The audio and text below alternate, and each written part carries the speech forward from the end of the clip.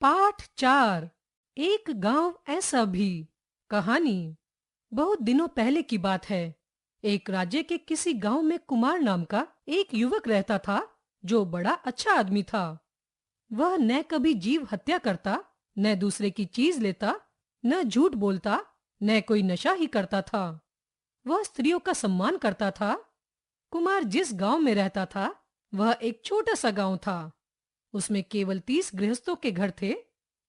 30 गृहस्थों को सामूहिक कार्य या आपस में विचार करने के लिए एक जगह मिलना पड़ता था, पर गांव में ऐसी कोई जगह न थी। कुमार ने सबके साथ एक जगह पहुंचकर एक स्थान को साफ कर दिया। उस स्थान के साफ होते ही तुरंत कुछ आदमी वहां खड़े हो गए। फिर इसी प्रकार जगह साफ होती गई और सबके लिए खड़े होने का स्थान बन गया। बाद में वहां एक चबूतरा बना दिया गया। वहां वे यथा समय आकर उठते बैठते तथा आमोद प्रमोद करते। वहां पर एक छोटा सा घर भी बना लिया गया। सुबह उठकर वे सब अपने अपने काम काज कर लेते। फिर अपना खुरपा, हसुआ और कुदाल लेकर रास्ते के काट पत्थर को हटा देते। ऊंची नीची जगहों को समान कर देते। जरूरत महसूस करने पर पुल भी बना देते। तालाब खोद लेते। जरूरतमंद को दान दे देते। गांव के सब लोग सुखी और विनम्र हो गए। दिन बीतने लगे। गांव के मुखिया को यह बात अच्छी न लगी। उसने सोचा, क्या बात है, पहले तो गांव वाले बदमाशी करते थे, आपस में लड़ते झगड़ते थे, उसके लिए जुर्माना करने पर कुछ आमदनी हो जाती थी। पर इस कुमार ने तो गांव को ऐसा बना दिया है कि ये लोग अब न लड़ते झगड़ते हैं, न जीव हत्या करते हैं। सभी भले मानस हो गए हैं। राजा के पास शिकायत करके इन्हें दिखा देता हूं कि ये कैसे भले मानस है।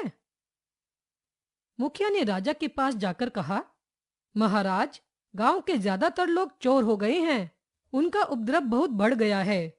कुछ उपाय कीजिए, नहीं तो बचना मुश्किल है। राजा ने हुक्म दिया, जाओ उन सभी को हाजिर करो। मुखिया ने सबको बांधकर हाजिर किया। राजा ने उनमें से किसी से न तो कुछ पूछा और न कुछ कहा। तुरंत हुक्म सुना दिया, जाओ हाथी के पैरों से कुचलकर इन्हें मार डालो।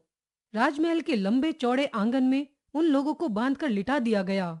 एक बड़ा हाथी मंगवाया गया। उन लोगों में कुमार भी था। उसने उन सब से कहा, देखो भाई, यह ठीक है कि राजा अन्याय कर रहा है, और यह भी सच है कि हाथी हम लोगों को अभी मार डालेगा, पर आप लोग राजा पर क्रोध न करना।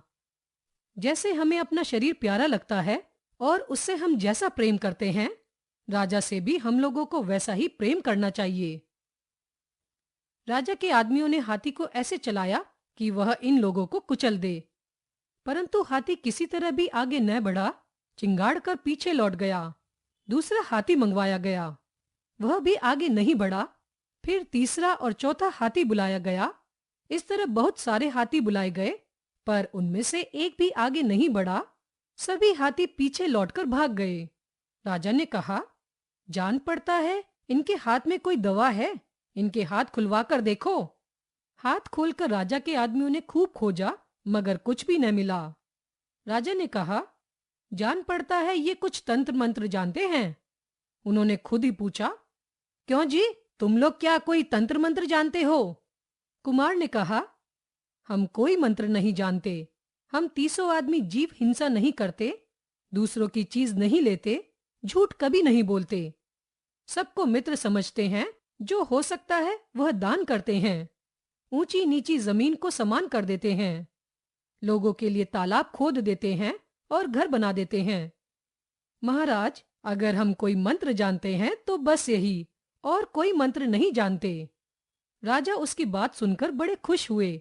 उन्हें इस बात से भी प्रसन्नता हुई कि उनके राज्य में एक गांव ऐसा भी है।